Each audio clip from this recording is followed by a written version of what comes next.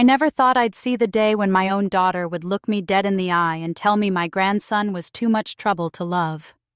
But there I was, standing in the doorway of my funeral home, watching Keisha march up those church steps with a lawyer I'd never seen before in my life. She wore a black dress that probably cost more than my monthly mortgage, her hair done up in one of those fancy styles from the salon downtown. She had tears running down her face like she'd actually mourned me, like she'd actually cared. The nerve of this woman. "Mrs. Washington," the lawyer said, extending his hand to my best friend Loretta, who'd organized my entire homegoing service. "I'm attorney Gerald Hughes. I represent Ms. Keisha Richardson in the matter of custody of her son, Elijah Washington." My hand, or rather, my spirit's hand, passed right through the Bible sitting on the table. I was dead, had been for 3 days, but somehow I was still here, watching this mess unfold. Maybe the good Lord wanted me to see how this story ended. Or maybe I just loved my grandson too much to leave him alone with these vultures. Loretta crossed her arms. "The funeral hasn't even happened yet, and you're here talking about custody? That boy just lost the only mother he's ever known." "Which is precisely why we need to act quickly," the lawyer said smoothly. "Ms. Richardson is his biological mother, and she's been devastated by her separation from her son. Now that Mrs. Washington has passed, it's time for Elijah to be reunited with his real family." I wanted to scream. I wanted to flip every table in that church like Jesus in the temple. But I was dead, and the dead don't get to fight back. Not directly, anyway. Let me tell you how we got here. Before we continue, please drop a comment if you've ever experienced something like this. We'd love to hear your story, and subscribe to the channel to help us grow. My name was Vivian Washington, and I lived a good life for 73 years. I raised 3 children. Keisha was my youngest, my baby girl, and maybe that's why I spoiled her more than the others. Her brother Terrence was in Atlanta with his family, doing well for himself as an engineer. Her sister Monique was a teacher in Houston, married to a good man, 3 beautiful kids. But Keisha? Keisha always wanted more than she had, always thought the grass was greener somewhere else. She got pregnant at 26, and for a minute there, I thought maybe a baby would settle her down. The father was some man she'd met at a club. He disappeared the moment she told him about the pregnancy. But Keisha seemed excited at first. She picked out names, bought little outfits, talked about how she was going to be the best mama in the world. Then Elijah was born. He was the most beautiful baby I'd ever seen, with these big brown eyes that looked right into your soul. But as he got older, we started noticing things. He didn't talk when other babies his age were chattering away. He'd get upset over things that seemed small to us, tags in his clothes, certain sounds, changes in his routine. He liked to line up his toys in perfect rows instead of playing with them the way other kids did. When Elijah was 3, the doctors told us he was autistic. I watched my daughter's face change that day in the doctor's office. It was like something inside her just shut off. She stopped looking at Elijah the same way. She stopped trying. "I can't do this, Mama," she told me one night, about 6 months after the diagnosis. Elijah was asleep in his room, peaceful as an angel. "I didn't sign up for this. I can't handle a special needs kid. I have dreams. I have goals. I can't spend my whole life taking care of someone who's never going to be normal." I slapped her. The only time in my life I ever raised a hand to one of my children, and I slapped her right across her face. "Don't you ever," I said, my voice shaking, "don't you ever say that about my grandson. That boy is perfect exactly the way God made him. And if you can't see that, then you don't deserve to be his mother." She left the next week, just packed up her things and moved to California, chasing some man she'd met online who promised her a better life. She didn't even say goodbye to Elijah, just left a note on the kitchen table that said, "I'm sorry, Mama. I just can't." That was 8 years ago. Elijah was now 11 years old, and I'd raised him from that day to this. Just me and him against the world. People at church would look at me with pity sometimes. That poor woman, raising a special needs grandbaby at her age. But they didn't understand. Elijah wasn't a burden. He was a blessing. Yes, he had his challenges. He didn't like loud noises, so we skipped the 4th of July fireworks and watched movies at home instead. He needed routine. So we had the same breakfast every morning: scrambled eggs with cheese and turkey bacon, orange juice in the same blue cup. He struggled with making friends at school, so I made sure he had other ways to connect. We joined a special program at the library. We volunteered at the animal shelter, where he could be around dogs that didn't judge him. And that boy was smart. So smart, it sometimes scared me. He could remember everything he ever read. He knew more about trains than any adult I'd ever met. When he talked about the things he loved, his whole face would light up, and I'd see glimpses of the amazing man he was going to become. My daughter called maybe twice a year. Christmas and his birthday, if I was lucky. She never asked how he was doing, what he liked, what he was learning. It was always, "Hey Mama, just checking in. How's everything?" "Good? Good. Gotta go." Last year, when I turned 72, my doctor told me my heart was failing. Not suddenly. I had time, maybe a year or two if I was lucky. I didn't tell Elijah, didn't want to worry him. But I did start making arrangements. I'd been careful with money my whole life. My husband Roy, God rest his soul, had been a postal worker, and he'd left me with a decent pension and life insurance. I'd worked as a nurse for 40 years, and I'd saved every penny I could. I'd bought some properties when the housing market crashed in 2008, fixed them up, rented them out. I'd invested wisely, listened to my financial advisor, never spent more than I needed to. By the time I died, I had $10 million. Most people didn't know. I still lived in the same modest house in the same neighborhood I'd been in for 30 years. I drove a 10-year-old Toyota. I shopped at the same grocery store, went to the same church, lived the same simple life I'd always lived. But I knew Elijah would need that money. He'd need care, support, someone to look after him when I was gone. So I set everything up legal and proper. I met with lawyers, created a trust, made sure every penny was protected. I appointed my friend Loretta as the trustee. She'd been a social worker for 35 years, and I trusted her to manage the money for Elijah's benefit until he turned 25. After that, it would all be his. I told Keisha none of this.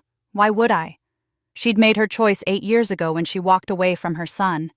My other children knew. Terrence and Monique came to visit regularly, brought their kids to see their cousin, treated Elijah with love and respect. They knew about the trust, and they supported my decision completely. The funeral was beautiful. Half the neighborhood came. My church family sang my favorite hymns. The pastor talked about my years of service, how I'd been a mother to so many, not just my own children.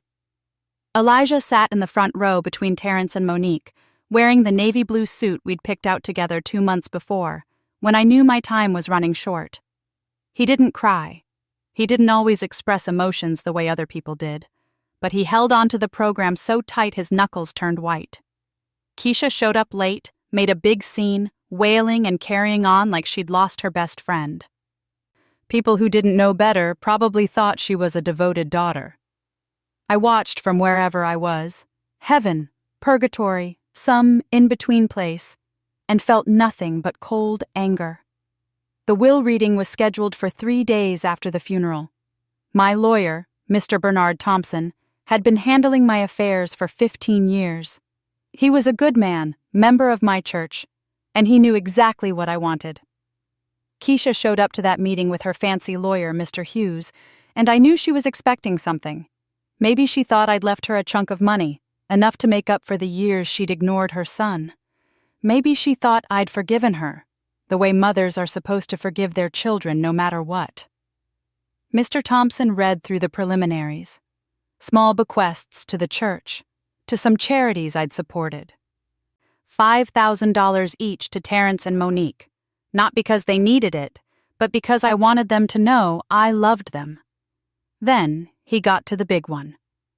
"To my beloved grandson, Elijah Washington," Mr. Thompson read, his voice steady and clear. I leave the entirety of my remaining estate, including all properties, investments, and liquid assets, to be held in trust and managed by Mrs. Loretta Hayes until such time as Elijah reaches the age of 25, at which point all assets shall be transferred to him directly. Current estimated value of the estate is approximately $10 million. The room went silent. You could have heard a pin drop on that church carpet. Keisha's mouth fell open. 10 million? How was that even possible? Mama lived in the same house for 30 years. Mr. Thompson continued as if she hadn't spoken. Mrs. Washington left a letter to be read in the event that Ms. Keisha Richardson contests this will or attempts to claim custody of Elijah for financial purposes. Would you like me to read it now? Yes, Loretta said firmly. Read it. Mr. Thompson opened a sealed envelope and began to read in my voice, my words. To my daughter Keisha, if you're hearing this letter, it means you've finally shown up after years of absence, and I suspect it's not because you suddenly remembered you have a son. Let me be clear. Elijah is not your ticket to a comfortable life. He is not your retirement plan. He is a human being who you abandoned when he needed you most. I have left you nothing because you gave Elijah nothing. No love, no support, no time, no effort. You don't get to reap what you didn't sow. This money is for Elijah's future, for his care, for his dreams, and it is protected by law. If you try to take it from him, you will lose. I made sure of that. You made your choice 8 years ago. Now live with it. Keisha stood up so fast her chair fell backward. This is ridiculous. I'm his mother. I have rights. You abandoned your parental rights, Mr. Thompson said calmly. Mrs. Washington filed for permanent custody 6 years ago, and you never contested it. You signed the papers without even reading them. I remembered that day. I'd sent the papers to California, and she'd signed them and sent them back within a week. Didn't even call to ask what they were for. She'd been too busy living her life to care about the legal details. That was a mistake, Keisha shrieked. I didn't understand what I was signing. I was young. I was confused. You were 28 years old, Monique said quietly from her seat. You weren't confused. You just didn't care. That's when Keisha's lawyer stepped in. Ms. Richardson has recently become aware of her past mistakes and wishes to rectify them. She wants to be reunited with her son and provide him with a proper home. Loretta laughed. Actually laughed. A proper home? Where were you when he had pneumonia and spent a week in the hospital?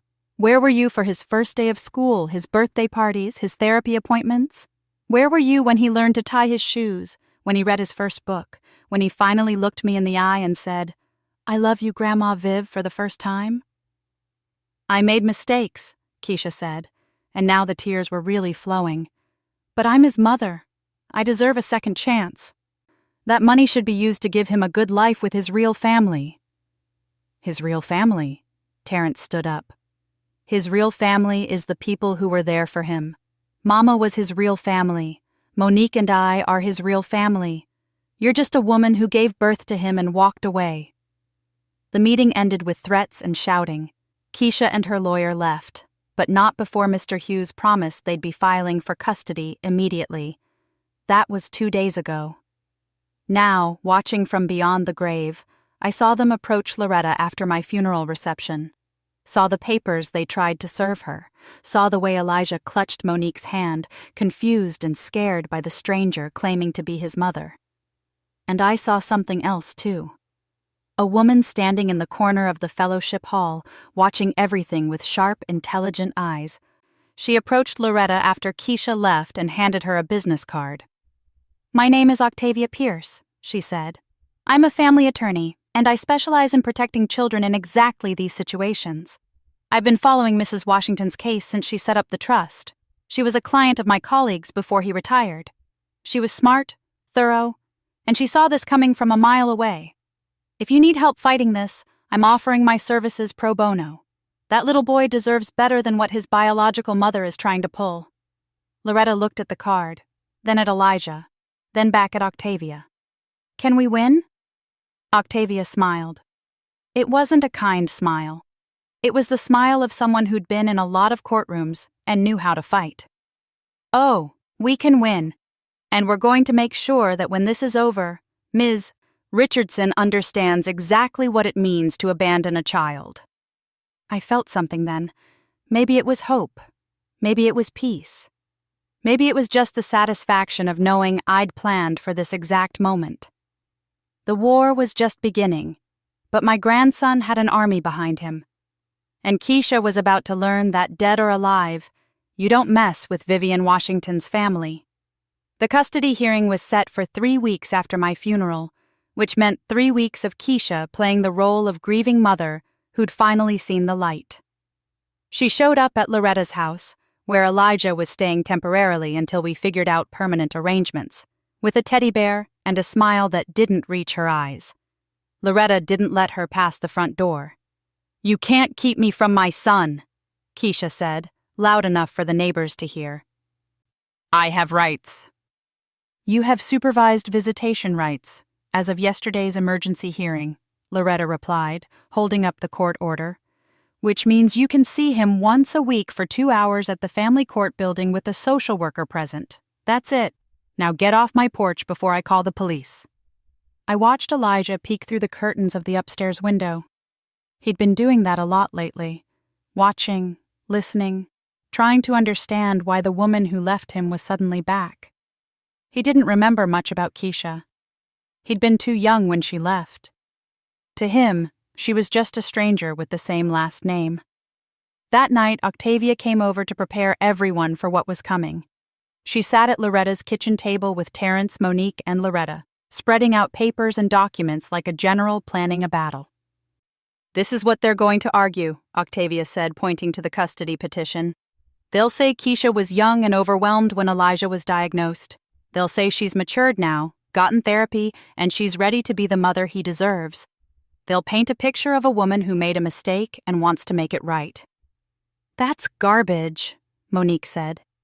She didn't call him once in 8 years except on holidays. And even then it was just to talk to Mama. "I know it's garbage. You know it's garbage. But we need to prove it's garbage." Octavia pulled out another folder. "This is where things get interesting. I had an investigator do some digging into Keisha's life in California. Want to know what we found?" Loretta leaned forward. "Tell me." "She's been living with a man named Derek Chen for the past 5 years. He's got a gambling problem and owes about $60,000 to various creditors. They've been evicted twice for non-payment of rent. Keisha works part-time at a beauty supply store and spends most of her money on clothes and going out. She's got $8,000 in credit card debt." Terrence let out a low whistle. "So she's broke." "Worse than broke. She's desperate." Octavia pulled out photos. "This is her Instagram. Look at the dates. She didn't post about her mother's death until after the will reading. Didn't mention coming home for the funeral. But the day after she found out about the money, she posted this." The photo showed Keisha in what looked like a lawyer's office, dabbing at her eyes with a tissue. The caption read, "Fighting for my baby boy. A mother's love never dies. Pray for us." "She's crowdfunding sympathy," Octavia said. "She's already got 3,000 followers and people are sending her money. She's playing the victim online while trying to steal from a child in real life." I wished I could speak, could tell them about all the times Keisha had called over the years asking for money. How she'd blown through a $20,000 gift I'd given her for her 30th birthday in less than 6 months.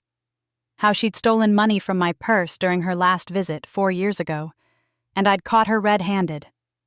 But Octavia didn't need my voice. She had the facts.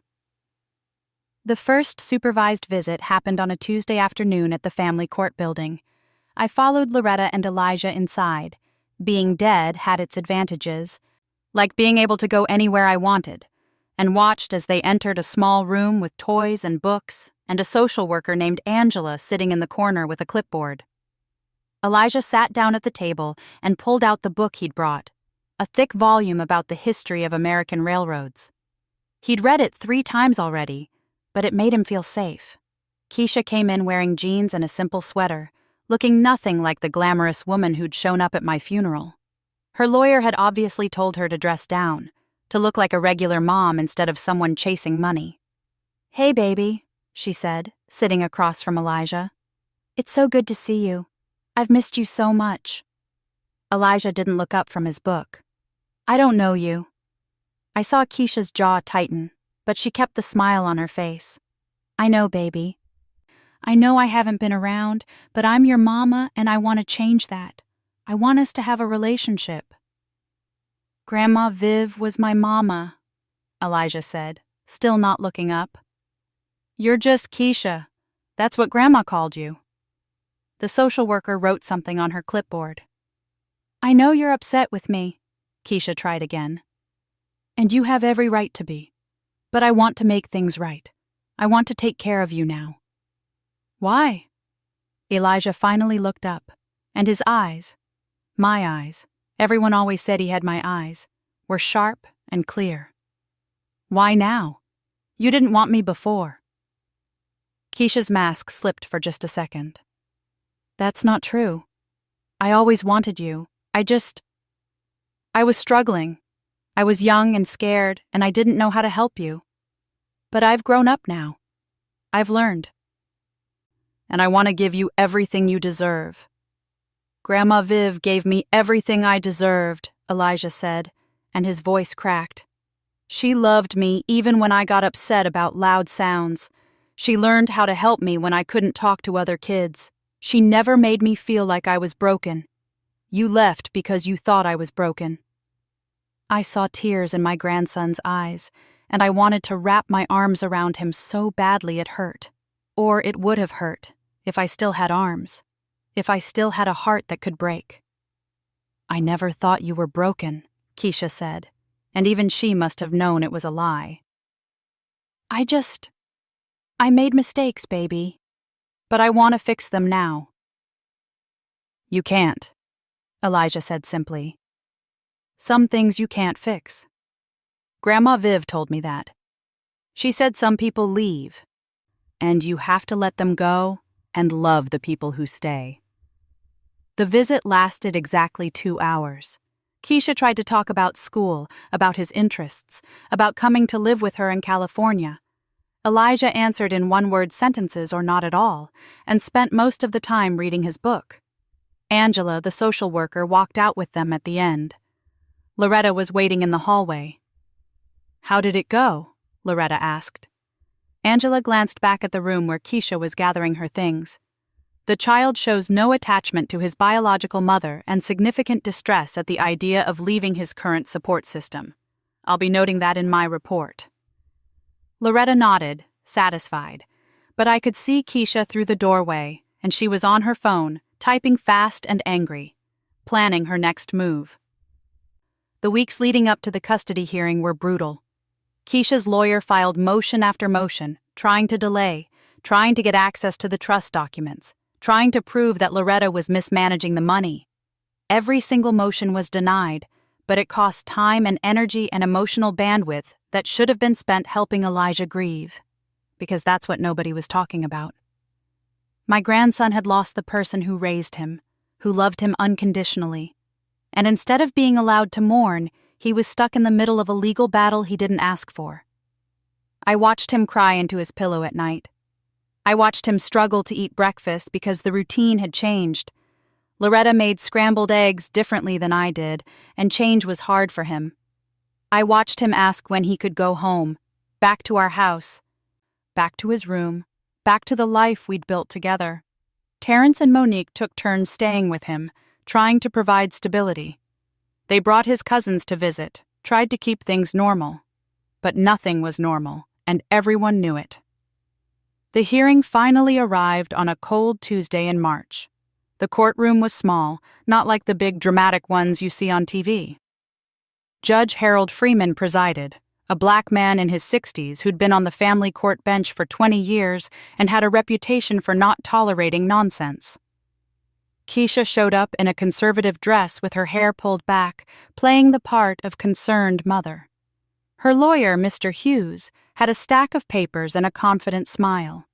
Octavia sat at the defense table with Loretta, Terrence, and Monique behind her. Elijah was in a separate room with Angela. The judge had decided he didn't need to be present for the initial arguments. Mr. Hughes went first, and he was smooth. He painted a picture of a young woman overwhelmed by circumstances, a mother who'd made mistakes but had spent years working on herself. He talked about rehabilitation, second chances, the sacred bond between mother and child. Ms. Richardson has completed parenting classes, he said, holding up certificates. She's been in therapy for 3 years. She's financially stable now and ready to provide a home for her son. She recognizes her past failures and is committed to being the mother Elijah deserves. Octavia stood up when it was her turn, and she didn't smile. Your Honor, Ms. Richardson didn't complete those parenting classes until after she learned about the $10 million inheritance. She didn't start therapy until 2 weeks after the will reading. And as for financial stability, I have here documentation showing that she currently has $8,000 in credit card debt, has been evicted twice in the past 3 years, and is living with a man who owes $60,000 to creditors. She slapped the papers down on the table. Judge Freeman raised an eyebrow.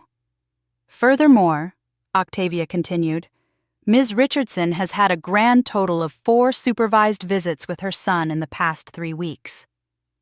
In every single visit, Elijah has expressed no desire to have a relationship with her. He doesn't remember her. He doesn't trust her. And according to the social worker's report, he becomes visibly distressed when discussing the possibility of leaving his current home. The child is confused and grieving, Mr. Hughes argued. He doesn't understand what's best for him. That's why we have parents to make those decisions. Ms. Richardson gave up the right to make those decisions when she abandoned her 3-year-old son, Octavia shot back. She signed away her parental rights 6 years ago. She has no legal standing here except what she's trying to manufacture through manipulation and lies. Judge Freeman held up his hand. I've read the social worker's reports. I've read Mrs. Washington's will and her accompanying letter. I've reviewed the trust documents.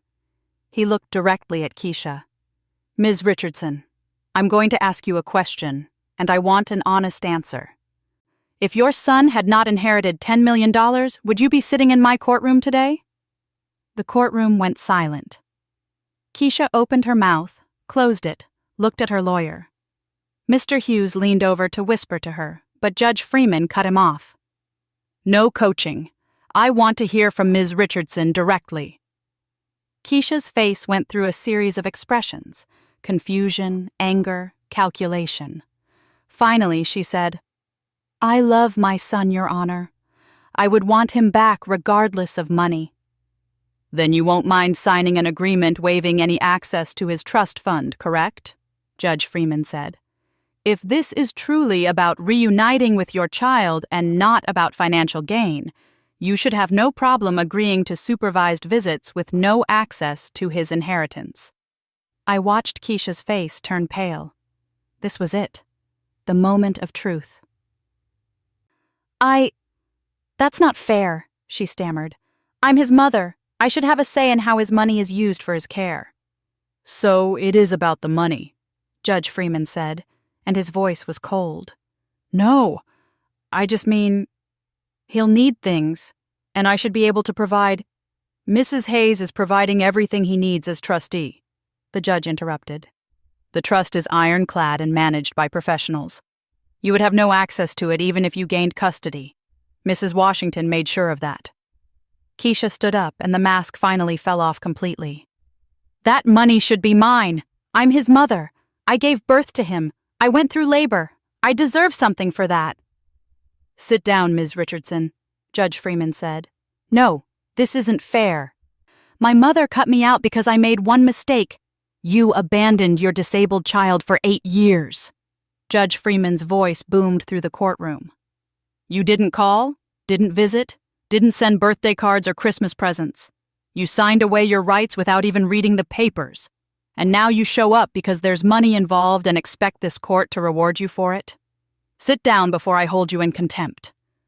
Keisha sat down, but she was crying now. Angry tears. Not sad ones. Judge Freeman looked at his papers, then at everyone in the courtroom. I'm going to take a short recess and then I'll deliver my ruling. But I'll tell you all right now, I've been doing this job for 20 years, and this is one of the clearest cases I've ever seen. He stood and left the courtroom. I stayed with Elijah in the other room. He was playing with blocks, building a train station, peaceful in his own world. Angela sat nearby, watching him with kind eyes. "Do you know what's happening in there?" she asked him gently. Elijah nodded without looking up. "The lady who says she's my mom wants me to come live with her, but I don't want to. I want to stay with Aunt Loretta and Uncle Terrence and Aunt Monique. They love me. She doesn't." "How do you know she doesn't love you?" Elijah finally looked up, and his expression was so wise, so far beyond his 11 years. "Because love doesn't leave. Grandma Viv told me that. Love doesn't leave, and love doesn't forget. That lady left and forgot, so it's not love. It's something else." Angela wrote that down, and I knew it would be in her final report. 20 minutes later, Judge Freeman returned to the courtroom. Everyone stood as he entered, then sat when he gestured for them to sit. "I've made my decision," he said. "Ms. Richardson's petition for custody is denied. Furthermore, I'm terminating her visitation rights pending a full psychological evaluation and proof of genuine rehabilitation, which means real therapy, real work, and real change over a period of no less than 2 years. At that point, she may petition to reopen supervised visitation, but she will never have access to Elijah's trust fund, and she will never have unsupervised access to him without significant evidence of changed behavior." Keisha let out a sound that was half sob, half scream.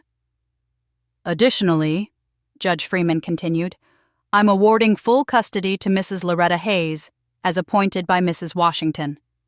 The trust will continue as established, and I'm putting a protection order in place that prevents Ms. Richardson or anyone acting on her behalf from contacting Elijah outside of court-approved circumstances." He looked directly at Keisha. "Ms. Richardson, your mother loved you enough to try to teach you a lesson even after death. I suggest you learn it. This hearing is adjourned." The gavel came down, and it was over. Keisha stood up, screaming about injustice and corruption and how everyone was against her. Her lawyer tried to calm her down, but she shoved him away and stormed out of the courtroom. I followed her into the hallway, where her boyfriend Derek was waiting. The moment the courtroom doors closed behind her, she turned to him with fury in her eyes. "We need a new plan," she hissed. "We're not giving up on $10 million. I don't care what that judge says." Derek looked nervous. "Babe, maybe we should just let it go. You tried—" "Let it go? Are you insane? That money should be mine. That kid is mine. My mother had no right to cut me out like that." She was pacing now, wild-eyed. "We'll appeal. We'll find another lawyer. We'll go to the media. Tell them about how the system failed me, how they're keeping a mother from her child." "Ms. Richardson," a voice said from behind them. They both turned. Octavia stood there with her phone out, and I realized she'd been recording. "That's going to look great in the appeal hearing," Octavia said with a smile, "especially the part where you admitted this was never about your son, just about the money. I'm sure the judge will love hearing that." Keisha's face went from red to white. "You can't use that. That's illegal. Actually, in this state, one-party consent is all I need for a recording. And I'm the one party."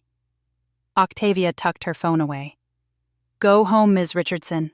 Go back to California. Work on yourself, get therapy, pay off your debts, and maybe in a few years, you can try again. But if you come near that boy with anything other than genuine love and remorse, I will be there to stop you. That's a promise." Keisha looked like she wanted to hit someone. Instead, she grabbed Derek's arm and dragged him toward the exit. I watched them go, and for the first time since I died, I felt something like peace. Back in the courtroom, Loretta was hugging Terrence and Monique. Octavia was packing up her papers, and in the other room, Elijah was still building his train station, safe and protected and surrounded by people who actually loved him. But as I turned to leave, I saw Derek pull away from Keisha in the parking lot, saw him on his phone talking to someone in hushed, urgent tones, and I heard him say, "Yeah, I know where the kid lives. If she won't get the money legally, maybe we can do this another way." My blood ran cold. Or it would have, if I still had blood. The battle might have been won, but the war was far from over. I followed Derek to his car, my spirit moving faster than any living person could. Being dead meant I couldn't touch things, couldn't warn people directly, but I could see everything. And what I saw terrified me. Derek sat in his beat-up Honda, talking on the phone with someone named Ramon. "Yeah, man, I'm telling you, it's 10 million. The kid inherited it all. His grandmother just died, so security's probably low. Everyone's emotional, distracted. It's the perfect time." "You talking about kidnapping?" Ramon's voice came through the speaker. "I'm talking about getting what we're owed," Derek said. "Keisha's his mother. That money should be hers. We're just going to hold the kid until they agree to transfer some of the trust. Not all of it, just enough to clear our debts and set us up nice. Nobody gets hurt if they cooperate." I wanted to scream. I wanted to shake him, to make the car explode, to do anything to stop what was coming. But I was powerless. Dead people can watch, but we can't interfere. Or can we? I'd been present for 3 weeks since my death, and I'd noticed things. Small things. A door that opened when no one touched it. A light that flickered when I got angry. A glass that fell off the table when I passed by. Maybe I wasn't as powerless as I thought. I rushed back to Loretta's house, where everyone was celebrating the court victory. Elijah was upstairs in his room, finally relaxed enough to play with his trains. Loretta, Terrence, Monique, and Octavia were in the kitchen talking about next steps. I needed to warn them. But how? I concentrated on the refrigerator magnets, letters that spelled out random words. I focused all my energy, all my will, all my love for my grandson, and I pushed. The magnets started to move. Loretta noticed first. "What in the world?" The letters rearranged themselves slowly, shakily. Danger, Derek, phone. Monique grabbed her sister's arm. "Loretta, are you seeing this?" "It's Mama," Terrence whispered, his voice filled with awe. "It has to be." Octavia, ever practical, pulled out her phone and started recording. "Keep going. What about Derek's phone?" I focused harder. The magnets moved again. "Kidnap, Elijah, call police." "Oh my God," Loretta said, and she was already dialing 911. But I knew the police would need proof, and I knew Derek was probably already putting his plan in motion. I had to do more. I went back to Derek's car. He'd hung up with Ramon and was now calling someone else, a man named Vincent who apparently specialized in these situations. They were planning to grab Elijah tomorrow morning on his way to school. I focused on Derek's phone. I pushed with everything I had. The phone went haywire. It started calling random numbers, sending texts to his entire contact list with the messages he'd been typing. Messages about kidnapping, about the $10 million, about the plan. His screen lit up like a Christmas tree as confused responses came flooding back. "What the hell?" Derek stared at his phone as it continued sending messages on its own.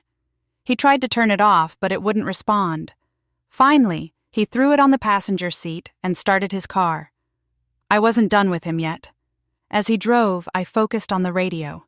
It turned on by itself, volume maxed out, and wouldn't turn off no matter how many times he pressed the button. Then the windshield wipers started going, then the turn signals, then the headlights flickered on and off. "This is insane!" Derek pulled over to the side of the road, panicking. A police car happened to be driving by. The officer saw the erratic behavior, the flashing lights, the wipers going on a clear day, and pulled up behind Derek with his lights on.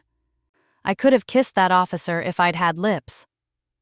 Derek tried to play it cool, but his phone was still in the passenger seat, still sending incriminating messages. The officer saw it lit up and asked what was going on. "Just a phone malfunction," Derek said nervously. "License and registration," the officer said. His nameplate read, "Officer Marcus Hayes. No relation to Loretta, but I like to think it was a sign." As Derek reached for his wallet, his phone buzzed with a new message. Officer Hayes glanced at the screen. He couldn't help it. It was right there. And his expression changed. "Step out of the car, sir." "What? Why?" "Step out of the car, now." Derek complied, hands shaking. Officer Hayes looked at the phone more carefully, reading the messages about kidnapping and ransom. Then he called for backup. Back at Loretta's house, the police had arrived in response to her call. She showed them the video of the magnets, explained about the custody case, told them about Derek's threats in the parking lot that Octavia had recorded. Detective Sarah Williams listened carefully. She was a woman in her 40s with sharp eyes and a no-nonsense attitude. "We're taking this seriously," she said. "Custody battles can turn dangerous fast, especially when this much money is involved." Her radio crackled. "Detective Williams, we've got a possible related arrest." Officer Hayes pulled over a suspect whose phone was full of messages about kidnapping and ransom. Subject claims his phone was hacked, but the messages match the description of threats you just called in. Detective Williams smiled. "That's convenient timing." "Where are you holding him?" They brought Derek to the station, and within hours they'd tracked down Ramon and Vincent. All three men sang like birds when faced with kidnapping charges, each trying to blame the others. Keisha showed up at the police station in a panic. "I didn't know. I swear I didn't know Derek was planning this. I just wanted my son back." Detective Williams wasn't impressed. "Ms. Richardson, your boyfriend's text messages tell a different story. He mentioned that you told him where the child lives, what his schedule is, which window is his bedroom. That's conspiracy to commit kidnapping." "No, I was just venting. I didn't think he'd actually—" Keisha broke down crying. But these weren't crocodile tears anymore. These were real tears of someone who'd finally realized how far they'd fallen. The next morning, Loretta sat Elijah down and explained what had happened. She kept it simple, age-appropriate, honest. "Some people tried to make a bad plan to take you away," she said, "but they were stopped before anything could happen. You're safe, and you're going to stay safe." "Was it Keisha?" Elijah asked. Loretta hesitated. "It was people who knew Keisha. She made some bad choices that helped them, even if she says she didn't mean to." Elijah was quiet for a moment, processing. Then he said, "Grandma Viv used to tell me that some people only learn the hard way. Is Keisha learning the hard way?" Loretta pulled him into a hug. "Yeah, baby. I think she is." Keisha was charged as an accessory to conspiracy to commit kidnapping. The prosecutor offered her a deal: testify against Derek and the others, agree to permanent termination of parental rights with no possibility of reinstatement, and she'd get probation instead of prison time. She took the deal. What choice did she have? The day the papers were signed, Octavia brought them to Loretta's house. "It's over," she said. "Keisha signed away all rights. She can never contact Elijah again, never petition for custody, never make any claim to him or his inheritance. She's out of your lives permanently." Terrence shook Octavia's hand. "How much do we owe you for all this?" "Your mother already paid me," Octavia said with a smile. "She set aside money in the trust specifically for legal fees to protect Elijah. She thought of everything." "Because I had. I'd spent months planning for every possible scenario, every threat, every angle.